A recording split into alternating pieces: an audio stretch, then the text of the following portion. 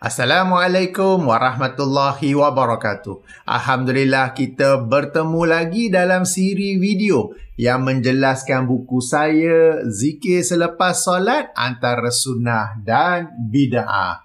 Video kali ini sedikit berbeza di mana saya akan mengulas sebuah video yang sampai kepada saya dalam topik yang sama ini. Ayuh kita tonton, kemudian saya berikan ulasan, react dan kritikan. Lepas solat, bagi salam, tuan-tuan kata apa? Kata mana? Lepas Assalamualaikum warahmatullahi, Assalamualaikum warahmatullahi. Apa lafaz pertama selepas itu kita kata? Kata apa? Tuan-tuan kata apa? Astaghfirullahalazim. Kan? Ramai kata gitu kan? Baik. Kata wali-wali Allah Subhanahu wa taala, tidakkah engkau dapat bersolat itu nikmat? Tidakkah dapat sujud itu nikmat? Kerana ramai orang yang tak terpilih untuk sujud. Sedanglah kata ulama, ramai orang yang tak terpilih untuk sujud di kala kau sujud. Contohnya tuan, di waktu Jumaat ni tak siap kita dapat sujud malam maghrib. Tuan-tuan, kok kita tahu mana? Kok kita sujud ada pada Allah, mungkin dapat sujud, alhamdulillah. Abang kita waktu kita solat, mereka solat tak? Kakak kita, abang kita, adik kita, mak kita, ayah kita, saudara mak kita, sepupu kita, mereka solat tak? Kalau mereka solat, alhamdulillah. Tapi kalau mereka tak solat, rupa-rupanya dalam family kita, kita seorang saja yang solat, nikmat atas kita. Maka ucapan para wali Allah yang lepas syorkan kita bukan istighfar. Lepas habis salam, tunduk kepala, kata pada Allah, alhamdulillah kerana kau izinkan aku sujud padamu dikala dan ketika tak ada orang, ramai orang tak sujud, tapi kau pilih aku untuk sujud pada engkau ya Allah. Aku syukur pada engkau ya Allah.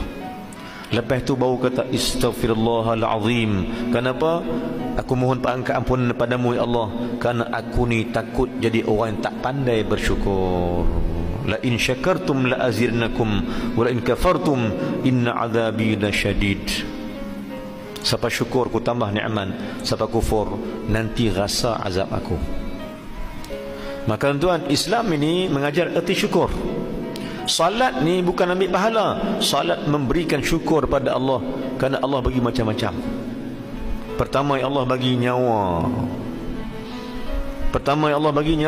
Nyawa. Kedua, Allah bagi free Islam ni. Tak payah bayar pun. Free ambil ya. Allah bagi Islam.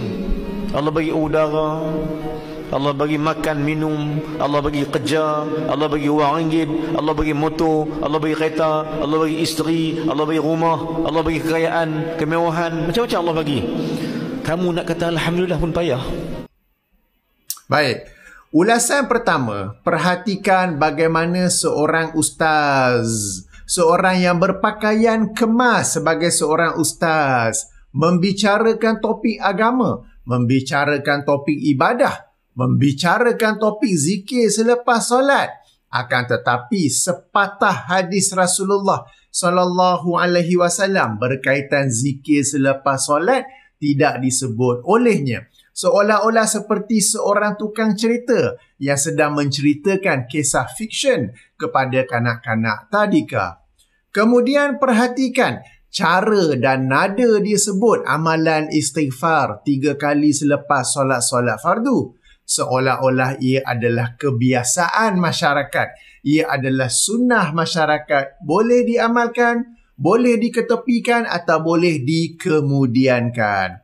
Padahal sama-sama kita ketahui, kita telah belajar dalam siri video ini bahawa ia adalah sunnah Rasulullah sallallahu alaihi wasallam berdasarkan hadis sahih yang dikeluarkan oleh Imam Muslim dalam kitab sahihnya.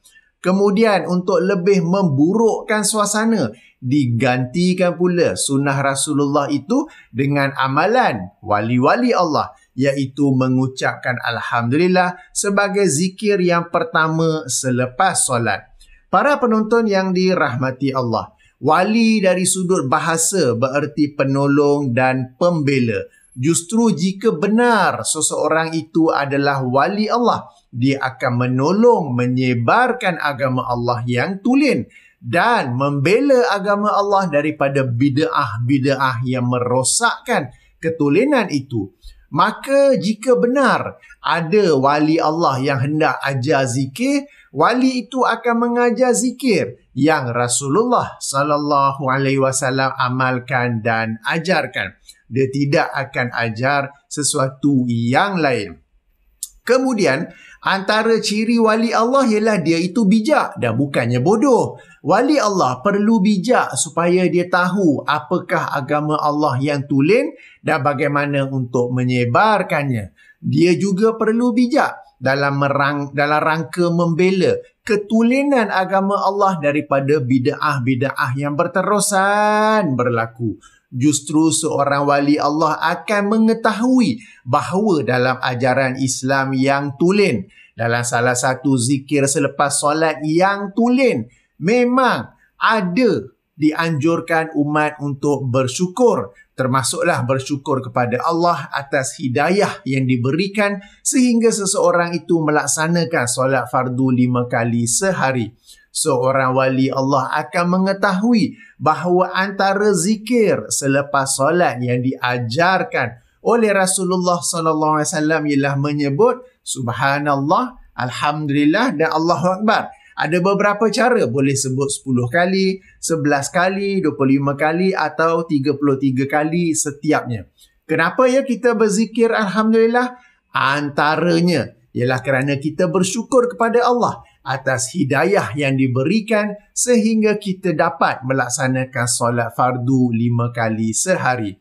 Ringkasnya, tak perlu ajar berzikir alhamdulillah selepas solat kerana dalam zikir yang tulen yang berasal daripada sunnah Rasulullah sallallahu alaihi wasallam sudah ada pun zikir alhamdulillah, bukan sekali bahkan lebih daripada itu. Semua ini menyebabkan saya tertanya-tanya, yang dikatakan wali Allah tu betul ke wali Allah? Silap-silap wali syaitan. Ini kerana jika wali Allah ialah mereka yang menolong dan membela agama Allah, wali syaitan pula ialah mereka yang merosakkan dan mengkhianati agama Allah. Baik, ulasan kedua. Seterusnya ustaz itu menyebut tentang hikmah diucapkan istighfar sebagai zikir selepas solat. Yang ini saya nukilkan semula ya. Beliau berkata, takut menjadi orang yang tak pandai bersyukur. Okey, ini sebagai hikmah ucapan istighfar. Akan tetapi, walau bagaimanapun, namun begitu, bukankah ucapan pertama yang dianjurkan oleh wali-wali selepas solat ialah alhamdulillah sebagai tanda bersyukur? Maka jika sudah bersyukur, kenapa pula hendak beristighfar kerana bimbang menjadi orang yang tidak pandai bersyukur?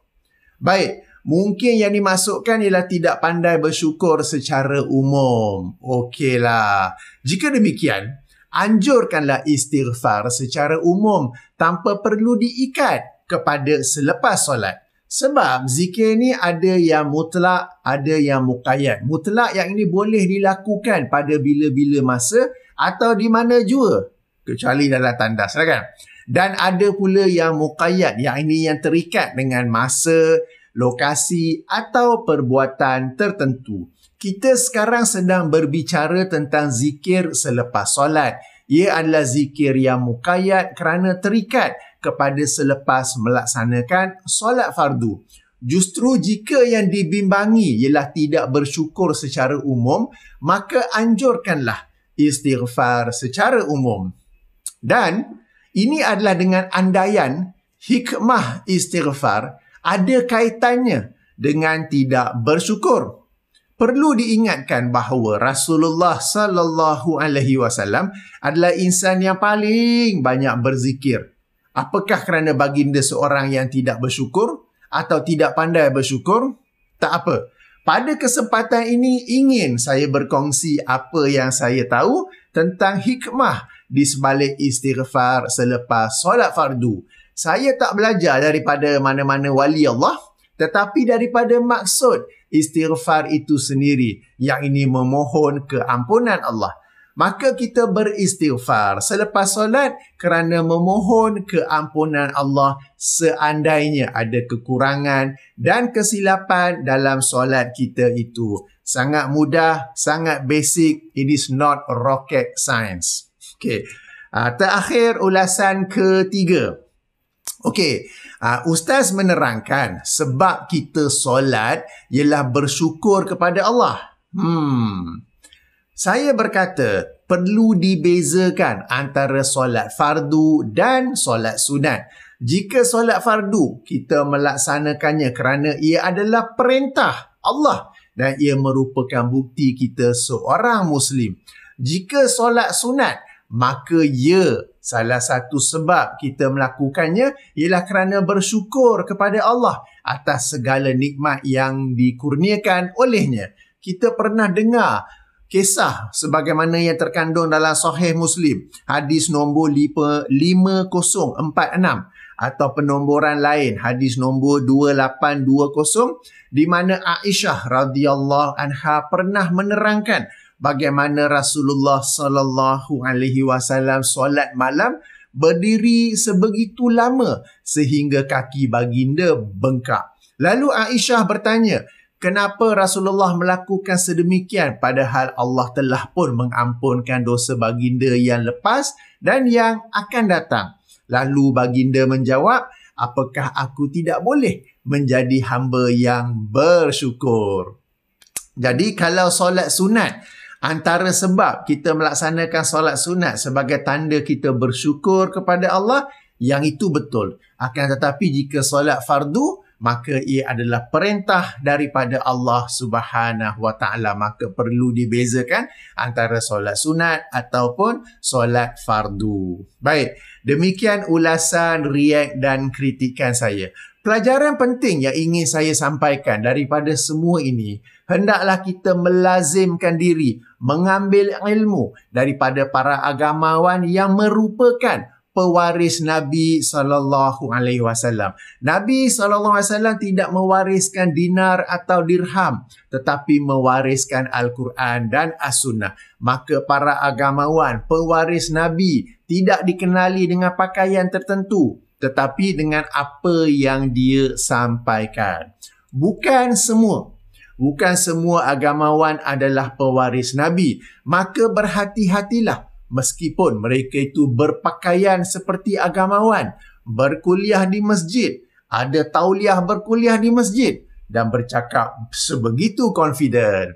Baik, saya tutupi dengan subhanakallahumma wa bihamdika asyhadu an la ilaha illa anta astaghfiruka wa atubu ilaika. Assalamualaikum warahmatullahi wabarakatuh.